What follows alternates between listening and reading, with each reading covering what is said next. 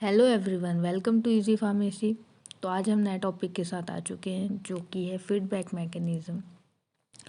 तो ये जानने से पहले हम फीडबैक क्या होता है वो देखते हैं। तो रिस्पॉन्स ऑन एक्शन टेकन, मतलब कि एक्शन जो भी हो रहा है उसका रिस्पॉन्स क्या आ रहा है, हम जानने के लिए फीडबैक लेते हैं किसी भी चीज़ का। तो वही चीज़ है यहाँ पर भी, लेकिन ये होम्योस्टैसिस से रिलेटेड है। तो हम उस तरीके से उस चीज़ को पढ़ेंगे कि बॉडी हमें किस तरीके से फीडबैक दे रही है, कोई भी एक्शन हो रहा है उस चीज़ के लिए।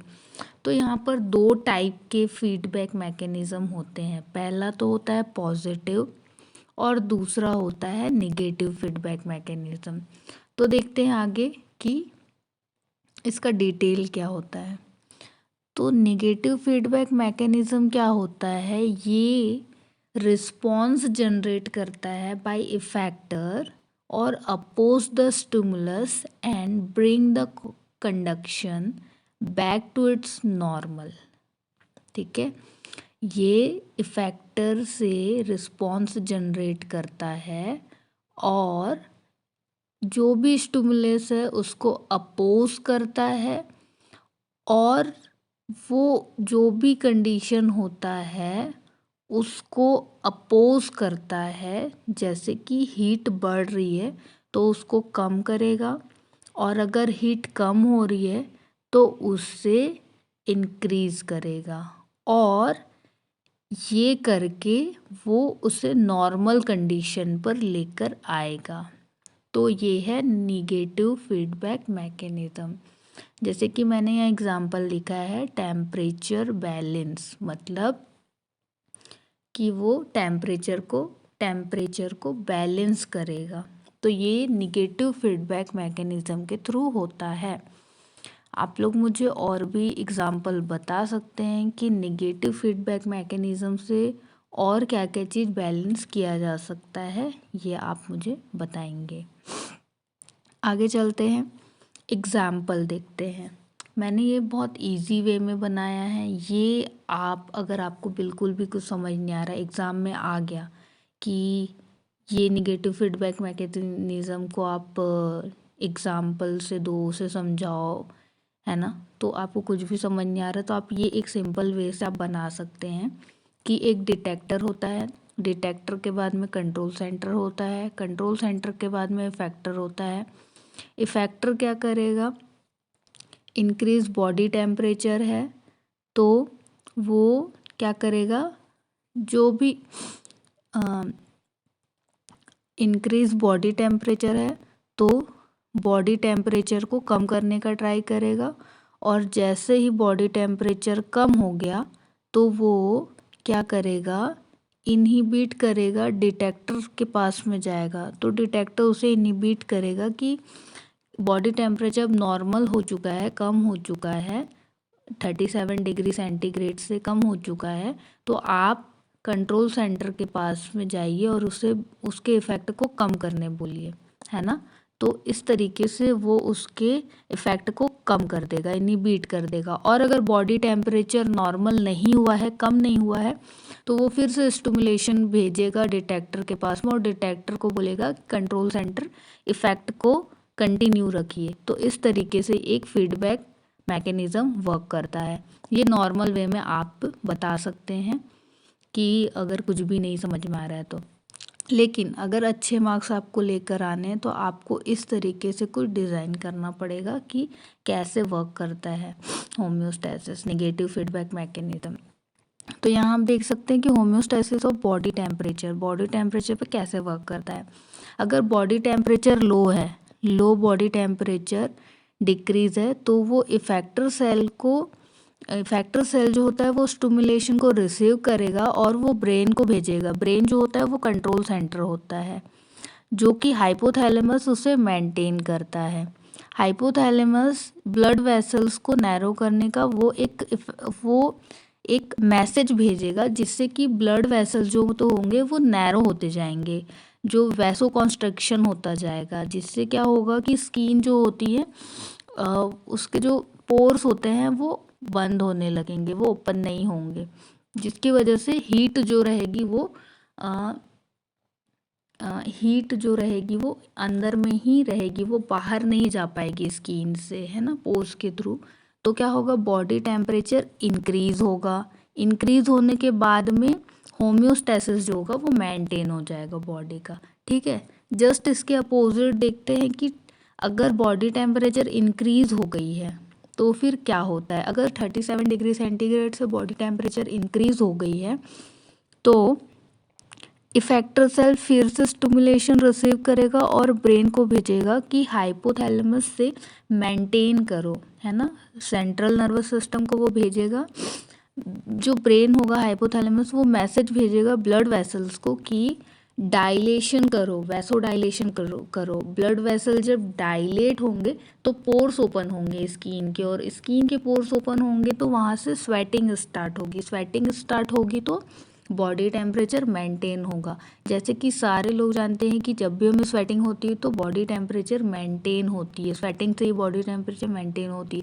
जब भी हमको फीवर आता है, हम पैरासीटामोल लेते हैं तो फिर हमको पसीने आते हैं। क्यों आते हैं? क्योंकि हमारी बॉडी टेम्परेचर इंक्रीज होती है, तो उसको कम करने के लिए, उसे मेंटेन करने के लिए वैसोडाइलेशन होता है। और वैसोडाइलेशन के थ्रू में क्या होता है, जो पोर्स होते हैं वो ओपन होते हैं जहाँ से स्वेटिंग होती है। तो इस तरीके से बॉडी जो टेम्परेचर है वो कम होने लगता है और वो एक होम्योस्टेसिस मेंटेन हो जाती है बॉडी के।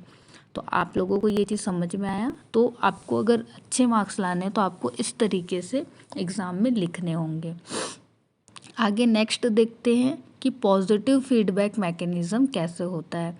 पॉजिटिव फीडबैक मैकेनिज़्म में होता है इफेक्टर इन्हेंस द स्टिमुलस, मतलब कि जो रिस्पॉन्स होता है, रिस्पॉन्स जनरेट होता है, वो उसको इन्हेंस करता है। जैसे कि बॉडी टेम्परेचर बढ़ रही है तो वो उसे बढ़ाएगा, ना कि कम नहीं करेगा, है ना।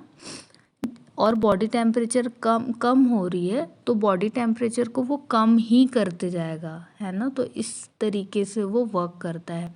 निगेटिव फीडबैक मैकेनिज़्म में अपोजिट हो रहा था, लेकिन पॉजिटिव फीडबैक मैकेनिज़्म क्या करेगा, उसको इन्हेंस करेगा। जो भी उसकी रिस्पॉन्स होगी वो उसी साइड ही उसे और आगे बढ़ाने का ट्राई करेगा।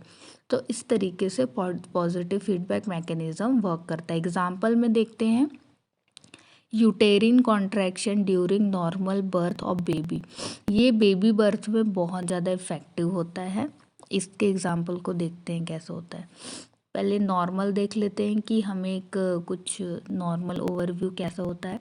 डिटेक्टर होता है, कंट्रोल सेंटर होता है, इफेक्टर होता है। डिटेक्टर क्या करेगा, स्ट्रेच रिसेप्टर्स, मतलब रिसेप्टर स्टिमुली को स्टिमुली आएगी, रिसेप्टर रिस्पॉन्स करेगा, कंट्रोल सेंटर को भेजेगा। कंट्रोल सेंटर क्या करेगा, ऑक्सीडेशन रिलीज करेगा हाइपोथैलेमस के थ्रू, और फिर हाइपोथैलेमस मैसेज भेजेगा और ऑक्सीडेशन रिलीज होगा।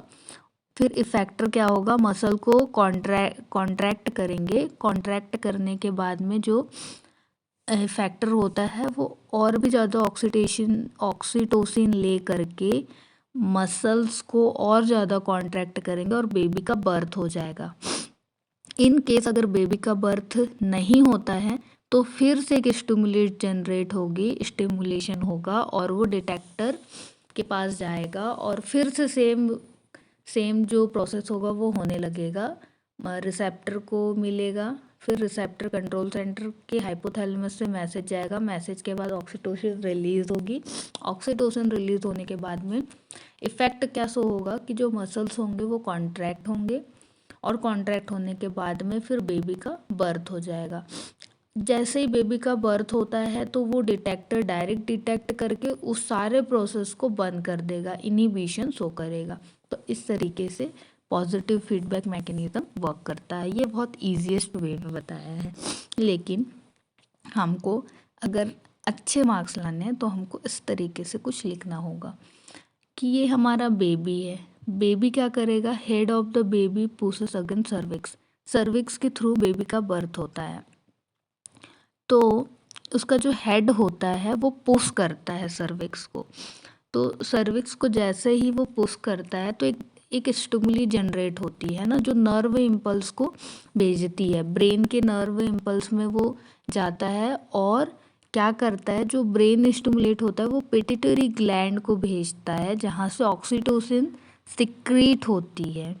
ठीक है, सेम चीज़ हो रहा है यहाँ पर भी। देखिए आप, एक कंट्रोल सेंटर को जा रहा है मैसेज स्टिमुली के थ्रू। कंट्रोल सेंटर क्या कर रहा है कि वो स्टिमुली को उस ग्लैंड में भेज रहा है कि ये ग्लैंड तुम्हारा वर्क है, यहाँ पर तुमको ऑक्सीटोसिन सिक्रीट करनी है।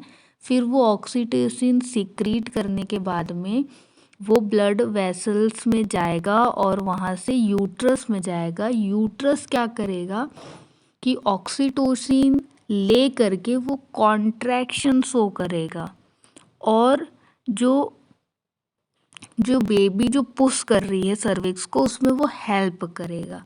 ठीक है, और इस तरीके से बेबी का बर्थ होगा। तो एक पॉजिटिव फीडबैक मैकेनिज्म कैसे वर्क करता है कि वो जो कॉन्ट्रैक्शन है उस चीज़ को बढ़ाने का काम कर रहा है यहाँ पर, ना कि घटाने का। अगर वो उसे अपोज कर देता तो बेबी का बर्थ नहीं हो पाता। ये नॉर्मल बेबी बर्थ जो होता है उसके लिए बहुत इफ़ेक्टिव होता है। ऑक्सीटोसिन जो होता है वो कॉन्ट्रैक्शन को बढ़ा देता है यूट्रस में और वहाँ पर से फिर बेबी का बर्थ ईजिली हो जाता है। तो हमने देखा कि पॉजिटिव और नेगेटिव फीडबैक मैकेनिज़्म कैसे वर्क करता है। तो आई थिंक आपको ये समझ में आया होगा और बहुत इजी है, आप लोग अच्छे से इसे पढ़ सकते हैं और एग्ज़ाम में ये पूछा भी जाता है। तो आपको ये चीज़ बहुत इजी वे में भी बताया और एक स्टैंडर्ड एग्जाम्पल में भी मैंने आपको बताया है। तो लास्ट क्लास में मैंने आपको कुछ क्वेश्चंस दिए थे जो कि मैं आपको यहाँ पर बताने वाली हूँ। तो मैं लास्ट से स्टार्ट करती हूँ। जो मैंने बोला था कि ट्रिपल बी का फुल फॉर्म क्या होता है और वो कहाँ प्रेजेंट होते हैं। ट्रिपल बी का फुल फॉर्म होता है blood brain barrier. Blood brain barrier इसका फुल फॉर्म होता है और जहाँ पर ब्रेन आ गया इसका मतलब वो ब्रेन के जगह पे प्रेजेंट होता है। ठीक है, और एक क्वेश्चन मैंने पूछा था कि कितने टाइप के न्यूट्रिएंट्स प्रेजेंट होते हैं। तो 2 टाइप के न्यूट्रिएंट्स प्रेजेंट होते हैं, micro nutrients and macro nutrients.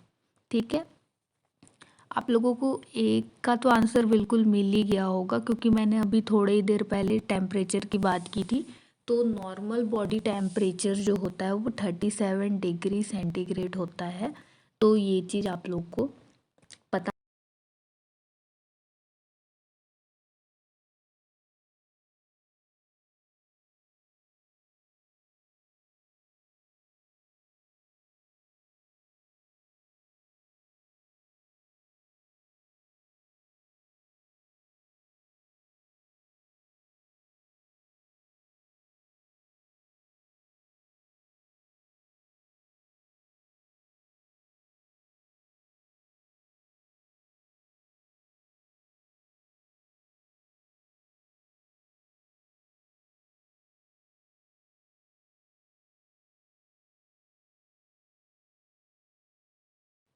ये बहुत ही ज़्यादा इजी क्वेश्चन है जो आपको गलत नहीं करने हैं और आपको गुड मार्क्स लेकर आने हैं।